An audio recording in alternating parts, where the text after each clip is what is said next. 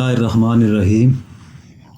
Divide and role کے عنوان سے بنائی گئی میری پچھلی ویڈیو میں نے ایک گفتگو کا آغاز کیا تھا اور ایک عام سوال اٹھایا تھا کہ ہم ایک قوم کیسے بنیں گے۔ اس ویڈیو کا لنک نیچے ڈسکرپشن میں ڈال دیا ہے، دیکھ لیں گے تو پوری بات سمجھ سکیں گے۔ بیسیکلی نفرتوں کا جو زہر ہمارے خون میں شامل ہو چکا ہوا ہے وہی ہمیں یکجا ہونے سے روکتا ہے اور ہمارے پاؤں کی زنجیر بنا ہوا ہے۔ ہم ہر حال میں سامنے والے کو خود سے کم تر ثابت کرنے کے چکر میں لگے رہتے ہیں۔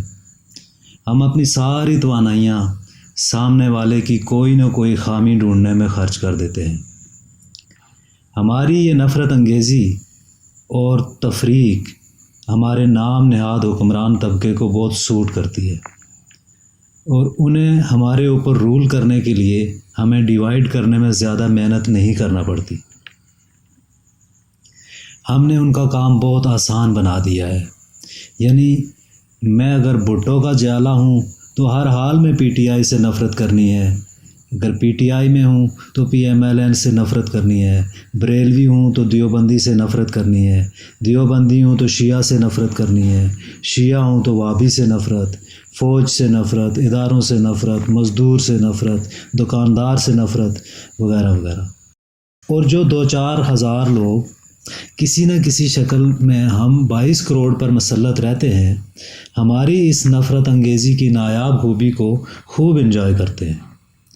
ہم لوگ ان کے جلسوں میں اپنا کام کاج چھوڑ چھاڑ کر سارا دن سردی گرمی کی پرواہ کیے بغیر بیٹھے رہتے ہیں، ان کی گاڑیوں کے آگے بھنگڑے ڈالتے ہیں، گلے پھاڑ پھاڑ کر نعرے لگاتے ہیں۔ حد تو یہ ہے کہ اپوزٹ گروپ سے ہاتھا پائی کرنے سے بھی گریز نہیں کرتے۔ یہ سب اس لیے نہیں کہ ہمارا لیڈر، رہنما، امیر، پیر ہمارے سارے مسائل کا حل ہے، بلکہ اس لیے کہ ہم سامنے والے کو جھوٹا، چھوٹا، گھٹیا، کم تر ثابت کرنا ہمارا فرض اولین ہوتا ہے۔ اس کو بتانا ہوتا ہے کہ دیکھا میرا لیڈر جیت گیا، حالانکہ اس کی جیت سے ہم دونوں کی زندگیوں میں دھیلے کا فرق نہیں پڑتا۔ دونوں ہی اگلے 5 سال گٹر ملا پانی پیتے رہیں گے، دونوں ہی اپنے بچوں کو طرح طرح کی بیماریوں میں مبتلا ہوتا دیکھیں گے، دونوں ہی کے بچے کسی گیراج میں، کسی ورکشاپ میں کام کرتے ہوئے نظر آئیں گے۔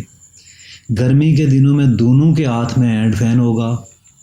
ہم دونوں ہی جاگیردار، وڈیرے، چودھری کے ظلم کا شکار رہیں گے۔ دونوں کو ہی کسی نہ کسی طرح لڑایا جائے گا اور پھر پٹواری اور پولیس کے ہاتھوں ٹھکائی بھی کروائی جائے گی۔ لیکن ہمارے نام نہاد شعور کی بلندی دیکھیے، یا نفرت کی انتہا، کہ ایک نے دوسرے پہ یہ ثابت کر دیا کہ اس کا لیڈر بڑا ہے، اس کا پیر سیانہ ہے، اس کا امیر سچا ہے وغیرہ وغیرہ۔ جبکہ دوسری طرف کیا ہوتا ہے، وہ جو جیتا ہے یا ہارا ہے، رولنگ ایلیٹ، ان کے بچے ہارورڈ اور آکسفورڈ میں، وہ دونوں اور ان کے خاندان سر درد کا علاج بھی کرانے کے لیے لندن اور امریکہ میں، کاروبار ان کے یورپ اور آسٹریلیا میں، رہائش ان کی دبئی اور کینیڈا میں۔ اور دلچسپ بات یہ ہے کہ ان کی ساری عیاشیاں صرف اور صرف ہمارے خون پسینے کی کمائی اور محنت سے ممکن ہوتی ہے۔ ہمارا ہی خون چوسا جاتا ہے۔ ہم نسل در نسل اپنی صحت، اپنے بچوں کی صحت، تعلیم اور مستقبل سب داؤ پر لگا کر ان چند گنے چنے لوگوں کو اس دنیا میں ہی جنت کے مزے فراہم کرتے ہیں اور خود کو دوزخ جیسے عذاب سے گزارتے ہیں۔ یہ اس لیے نہیں کہ ہماری صلاحیتیں کم ہیں، ہمارے اندر جذبات نہیں، ہم سوچ نہیں سکتے، ہماری شکلیں اچھی نہیں، بلکہ یہ صرف اس لیے ہے کہ ہم آپس میں نفرتیں پالتے ہیں اور نفرتیں بانٹتے ہیں۔ 20-25 سال پہلے تک تو ہمیں اپنی اس رولنگ ایلیٹ کے بارے میں زیادہ معلومات بھی نہیں ہوتی تھی۔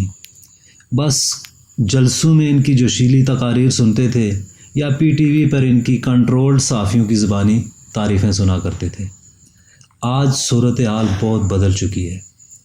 اس بدلی ہوئی صورتحال میں انٹرنیٹ، ڈیجیٹل ٹیکنالوجی اور سوشل میڈیا کا بے حد مشکور ہوں کہ اس کی وجہ سے اپنی رولنگ ایلیٹ کے ایسے ایسے حقائق ہمارے سامنے آئے ہیں کہ الحفیظ الامان۔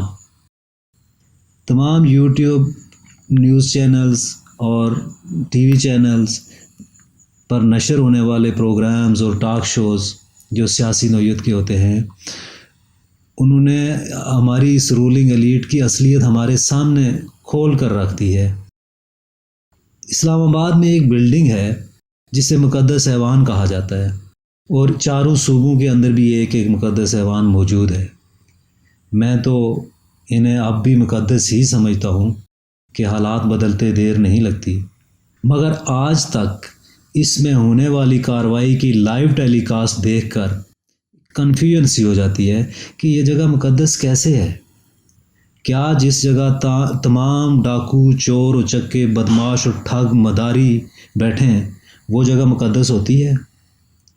یہ ڈاکو چور میں نہیں کہہ رہا، یہ القابات وہاں بیٹھنے والے سبھی انسان نما خواتین و حضرات ایک دوسرے کو دے رہے ہوتے ہیں، اور انہی کی زبانی ہمیں پتہ چلا ہے کہ وہ کیا ہیں۔ اور پھر باہر آ کر پریس کانفرنسز اور شام کو ٹاک شوز میں بھی یہی بکواسیات چل رہی ہوتی ہے، اور ہم 22 کروڑ بے وقوف یہ آس لگائے بیٹھے ہوتے ہیں کہ ہمارے بچوں کے مستقبل کے لیے قانون سازی ہو رہی ہے۔ ایک بار پھر سوشل اور ڈیجیٹل میڈیا کا شکریہ کہ ان غلیظ لوگوں کے اصلی چہرے ہمارے سامنے لایا ہے۔ اب آتے ہیں اپنے اصلی سوال کی طرف کہ ہم ایک قوم کیسے بنیں گے؟ دیکھیے صاحب، ہمارے حکمران طبقے نے خود ہی ایک دوسرے کے غلیظ چہرے ہمارے سامنے رکھ دیے، یعنی جن کو ہم مسیحا سمجھ رہے تھے وہ اصل میں غلاظت کے ڈھیر ہیں۔ تفصیل میں جانے کی ضرورت نہیں، آپ یقیناً ٹاک شوز اور پریس کانفرنسز اور مقدس ایوان کے اندر ہونے والی کارروائی دیکھتے ہوں گے اور سنتے ہوں گے۔ بس کرنا یہ ہے کہ ان لوگوں کی خواہ مخواہ کی طرفداریاں کرنا چھوڑ دیں، اپنی ایفیلیشنز اور ایموشنز کو سائڈ پر رکھیں، اور اپنے دل سے دوسروں کے بارے میں جو نفرت اور بغض بھرا ہوا ہے اسے نکال دیں۔ آپ ان لوگوں کے جلسوں، ریلیوں میں بھنگڑے ڈالنے اور نعرے لگانے کی بجائے ان سے سوال کریں کہ آپ کے بچے اور ان کے بچے کب ایک اسکول میں اکٹھے بیٹھ کر پڑھیں گے۔ آپ ان سے یہ بھی سوال کریں کہ ان کا اور ہمارا علاج اپنے اپنے حلقہ انتخاب کے اسپتال میں کب ہونا شروع ہو جائے گا۔ یہ آپ کے ساتھ بلا خوف و خطر کب آپ کے ساتھ بجلی کا بل جمع کرانے کے لیے لائن میں کھڑے ہوں گے۔ ان سے یہ بھی پوچھیں کہ آپ کے بیٹے کو یہ لوگ کب آکسفورڈ اور ہارورڈ پڑھنے کے لیے بھیجیں گے۔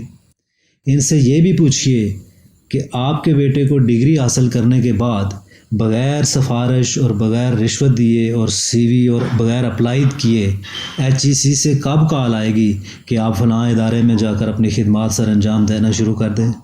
آپ ان سے یہ بھی پوچھئے کہ مجھے 2 وقت کی روٹی باعزت طریقے سے کب میسر ہوگی۔ آپ ان سے یہ بھی سوال کیجئے کہ کب تک مزدور کو پسینہ خشک ہونے سے پہلے مزدوری ملنا شروع ہو جائے گی۔ آپ ان سے یہ بھی پوچھئے کہ مجھے تو بھیڑ چوری کرنے پر 1 سال جیل ہو جاتی ہے، مگر آپ کو اس قوم کا مستقبل چوری کرنے پر کوئی نہیں پوچھتا، یہ فرق کب ختم ہوگا۔ آپ ان سے یہ بھی پوچھئے کہ ریاستی ادارے تو ریاست سے تنخواہ لیتے ہیں، مگر وہ آپ اہل اقتدار لوگوں کے چمچے کڑچے کیوں بن جاتے ہیں۔ آپ انہیں کب آزاد کرو گے اور ان کو قومی فریضہ سر انجام دینے دو گے۔ آپ ان سے یہ سوال بھی پوچھئے کہ جناب ہمیں بتائیں کہ وہ وقت کب آئے گا کہ جب ہم سنیں گے کہ اب جمہوریت خطرے میں نہیں ہے، اب اسلام کو کوئی خطرہ نہیں، اب سیکیورٹی کی صورتحال بہتر ہے۔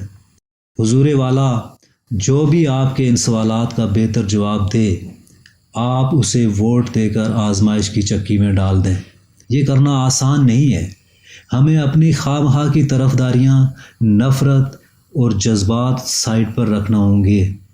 اگر ایسا کرنے میں ہم کامیاب ہو جاتے ہیں تو وہ ملی نغمہ لکھنے والا شاعر بھی سرخرو ہو جائے گا جس نے لکھا تھا کہ ہم زندہ قوم ہیں، پائندہ قوم ہیں، یا پھر اس پرچم کے سائے تلے ہم ایک ہیں، ہم ایک ہیں۔